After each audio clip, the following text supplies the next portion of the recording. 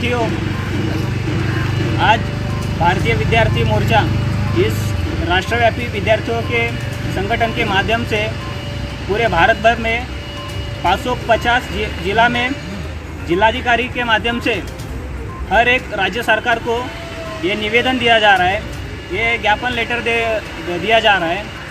ये लेटर देने के लिए हमारे साथ खुद भारतीय विद्यार्थी मोर्चा के राष्ट्रीय संयोजक है राकेश जी गायकवाड़ सर, जो भारतीय विद्यार्थी मोर्चा के राष्ट्रीय संयोजक है नई दिल्ली से। उसके साथ साथ हमारे राज्य पदाधिकारी है सुमित दीवान जी सर, साथ ही भारतीय विद्यार्थी छात्र प्रकोष्ठ मुंबई जिलाधीक्षिका है श्रद्धा मैम। इसके साथ साथ बहुत सारे अन्य संगठनों के हमारे सहयोगी साथी इधर उपस्थित है। ये जो आज लेटर दिया जा रहा है, इसका मकसद ये है कि स्कूल कॉलेज और जो महाविद्यालय है उनके माध्यम से कोविड टीकाकरण अनिवार्यता नहीं होने के कारण मकसद के लिए ये लेटर दिया जा रहा है। तो साथियों, अगर इस विषय पर हम देखने जाएंगे तो पिछले 13 अक्टूबर को हायर एजुकेशन डिपार्टमेंट ने एक अध्यादेश निकाला है, एक परिपत्रक निकाला है।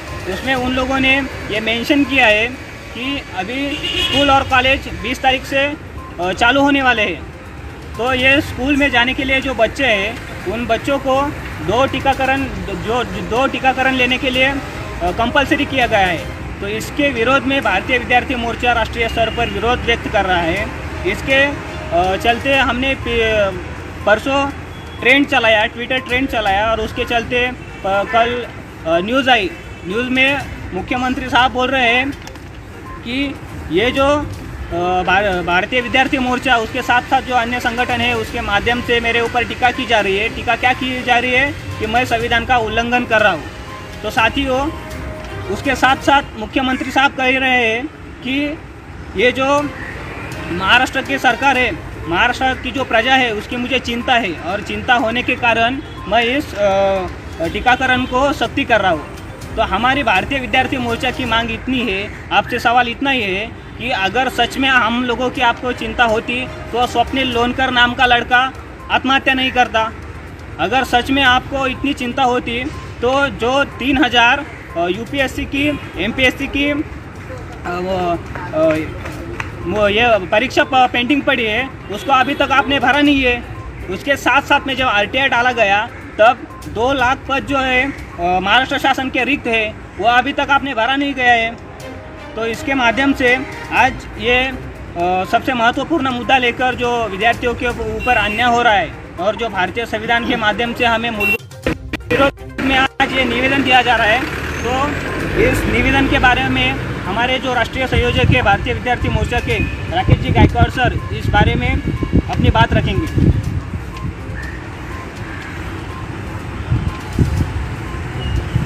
नमस्कार दोस्तों, मैं राकेश गायकवाड़, राष्ट्रीय संयोजक भारतीय विद्यार्थी मोर्चा। साथियों, आज हम यहाँ पर बांद्रा कलेक्टर ऑफिस के बाहर सभी छात्र नौजवान, यहाँ पर भारतीय विद्यार्थी मोर्चा के कार्यकर्ता, भारतीय विद्यार्थी छात्रा प्रकोष्ठ के कार्यकर्ता मौजूद हैं। और आज यह फेसबुक लाइव करने के पीछे का जो मकसद है वो ये है साथियों कि आप जान रहे हैं कि पिछले 1.5 साल से स्कूल, कॉलेज, यूनिवर्सिटीज़ पूरी तरीके से बंद हैं और पिछले 1.5 सालों से शिक्षा का बहुत बड़ा नुकसान हमारे छात्रों का हो रहा है। और जब 1.5 सालों में एक पूरी पीढ़ी बर्बाद होने की कगार पर है तब जाकर सरकार को अभी नींद से जाग आ रही है। अब जाकर सरकार नींद से जाग रही है और वो कह रही है कि अभी स्कूल, कॉलेज जो है अभी शुरू कर देने चाहिए। बहुत सारे राज्यों में स्कूल, कॉलेजेस शुरू हो चुके हैं, लेकिन अभी एक नया षड्यंत्र हमारे छात्रों को शिक्षा से दूर करने के लिए किया जा रहा है, वो है कोविड का टीकाकरण। साथियों, हाल ही में 13 अक्टूबर को महाराष्ट्र के जो हायर एजुकेशन डिपार्टमेंट है उनके द्वारा एक परिपत्रक जारी किया गया। उसमें कहा गया है कि 18 साल के ऊपर के जो भी विद्यार्थी हैं उन्हें कॉलेज और महाविद्यालय में प्रवेश करने के लिए उनको 2 टीके यानी 2 डोज लेना कंपलसरी है। और इस प्रकार का उन्होंने एक परिपत्रक जारी किया है। तो साथियों, कोविड का जो वैक्सीनेशन है यह कंपलसरी नहीं है। यह बात सुप्रीम कोर्ट ने भी कही है, यह बात हाई कोर्ट ने भी कही है। तो कहीं ना कहीं विद्यार्थियों को शिक्षा से दूर करने के लिए बहुत बड़ा षड्यंत्र किया जा रहा है। सबसे पहली बात तो अगर हम ये मान लें कि अगर कोई विद्यार्थी जिसने अभी तक कोविड का टीका नहीं लगाया है तो उसको पहला टीका लेने के बाद में दूसरा टीका लेने के लिए, दूसरा डोज लेने के लिए 84 डेज़ उसको इंतज़ार करना पड़ेगा। तो यानी कि अगर उसको कॉलेज अटेंड करना है, यूनिवर्सिटी में अगर उसको लेक्चर अटेंड करना है तो उसको लगभग 3 महीने इंतज़ार करना होगा। तो 3 महीने में उसका कितना ज़्यादा नुकसान उसका एजुकेशन का हो सकता है। ऐसे लाखों लोग हैं, लाखों करोड़ों विद्यार्थी हैं जिनका एजुकेशन से नुकसान हो सकता है साथियों। तो इसी के खिलाफ में भारतीय विद्यार्थी मोर्चा द्वारा आज यह ज्ञापन कार्यक्रम भारत के 550 जिलों में किया गया है। दूसरी महत्वपूर्ण बात, अगर ऐसा मान लें कि स्टूडेंट जो है वो वैक्सीनेशन लेने के लिए तैयार भी हैं, तो क्या वैक्सीनेशन लेने के बाद उसका जो संक्रमण है कोरोना का, क्या वो रुक सकता है? क्या ऐसी कोई गारंटी है? क्या सरकार ऐसी कोई गारंटी देता है? हाल ही में एक बात सामने आई है कि वैक्सीन लेने के बाद भी एंटीबॉडीज़ तैयार नहीं हो रही है। इसके खिलाफ में भी सुप्रीम कोर्ट में बहुत सारे पिटीशंस दाखिल किए गए हैं साथियों।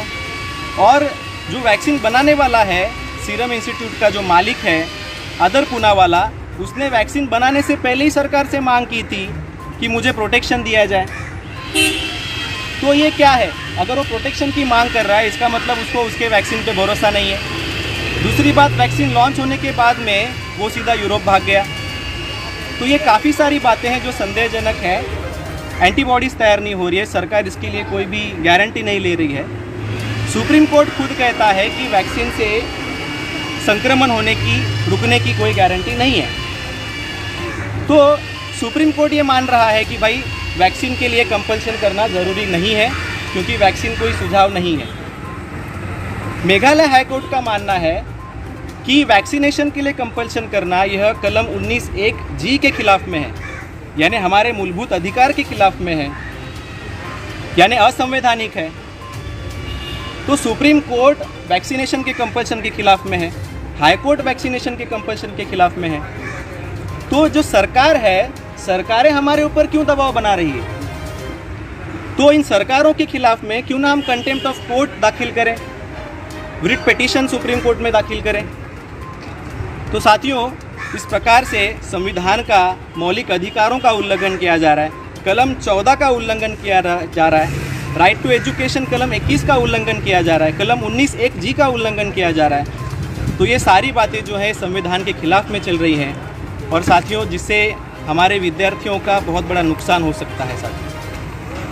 तो मैं इस लाइव वीडियो के माध्यम से मैं जो महाराष्ट्र की और तमाम जो राज्य सरकारें हैं उन मुख्यमंत्रियों को यह एक चेतावनी देना चाहता हूं कि वैक्सीनेशन की जो कंपल्शन है उस कंपल्शन को हटा दें, वरना भारतीय विद्यार्थी मोर्चा द्वारा देश भर में देशव्यापी आंदोलन किया जाएगा। यह बात आप ध्यान में रखें। दूसरी कुछ मांगे हमारे हैं कि केंद्र सरकार द्वारा कोविड-19 के टीकाकरण की अनिवार्यता का अध्यादेश दिखाया जाए और वो हमारी जो ऑफिशियल ईमेल आईडी है उस पर भेजा जाए। कोविड-19 का टीकाकरण करने के बाद कोरोना नहीं होगा, इसकी क्या गारंटी है? ऐसी गारंटी अगर होगी तो सरकार हमें लिख कर दें। और अगर टीका लेने के बाद भी किसी छात्र की, विद्यार्थी की मृत्यु हो जाती है तो उस विद्यार्थी के परिवार की पूरी जिम्मेदारी सरकार ने उठानी चाहिए। 1 करोड़ रुपए का मुआवजा सरकार ने देना चाहिए और उस परिवार के एक सदस्य को नौकरी देनी चाहिए, सरकारी नौकरी देनी चाहिए। यह भी सभी बातें सरकार को लिखित में देना आवश्यक है। और जो वैक्सीन दी जा रही है उस वैक्सीन का जो कंटेंट है वो कंटेंट लोगों के सामने सरकार ने जारी कर देना चाहिए, ताकि जो विश्वास लोगों का जो उठ चुका है वैक्सीन के ऊपर से वो विश्वास बनाया जा सके। ऐसा कोई भी कदम सरकार द्वारा उठाया नहीं जा रहा है। और कोविड-19 टीकाकरण के सख्ती पर तुरंत प्रभाव से रोक लगाई जाए, क्योंकि यह संवैधानिक है। मैंने अभी कहा कि यह कलम 19 के, 14 के और 21 के खिलाफ में है। तो इसीलिए साथियों, मैं आप सभी लोगों को यह इस लाइव वीडियो के माध्यम से संदेश देना चाहूँगा, भारत के तमाम विद्यार्थी जो मुझे सुन रहे हैं। साथियों, ये जो वर्तमान सरकार है, केंद्र सरकार हो या राज्य सरकार हो, योगी सरकार हो या उद्धव सरकार हो, ये जालिमों की सरकार है। हमें लगता था कि ये हमारे लिए काम करेंगे, लेकिन ऐसा कुछ हो नहीं रहा है। ये हमारे विद्यार्थियों का सत्यानाश करने के लिए काम कर रहे हैं। तो इसीलिए हमारी जो लड़ाई है विद्यार्थियों की, वो हमें ही लड़नी होगी, हमें ही रास्तों पर उतरना होगा। केवल एकेडमिक एजुकेशन लेने से कुछ होने वाला नहीं है। ये लोग आपके मूलभूत अधिकारों को समाप्त कर रहे हैं, आपके हक अधिकारों को समाप्त कर रहे हैं। आपके अधिकार ही नहीं रहेंगे तो पढ़ लिख के क्या फ़ायदा। तो इसीलिए आपने अपने हक अधिकारों को बचाने के लिए आपने रास्तों पर उतरना होगा। अपनी लड़ाई आपको खुद लड़नी होगी। भारतीय विद्यार्थी मोर्चा आपके साथ में है, राष्ट्रीय स्तर पर आपके साथ में ये लड़ाई लड़ रहा है। तो आप सभी लोग भारतीय विद्यार्थी मोर्चा के साथ जुड़कर आप इस लड़ाई में आप हमें साथ सहयोग दोगे, यही मैं आशा और विश्वास रखता हूँ। आप सभी लोगों ने मुझे ध्यान से सुना, इसलिए धन्यवाद। जय संविधान, जय भारत। सर एक सवाल है आपसे जी।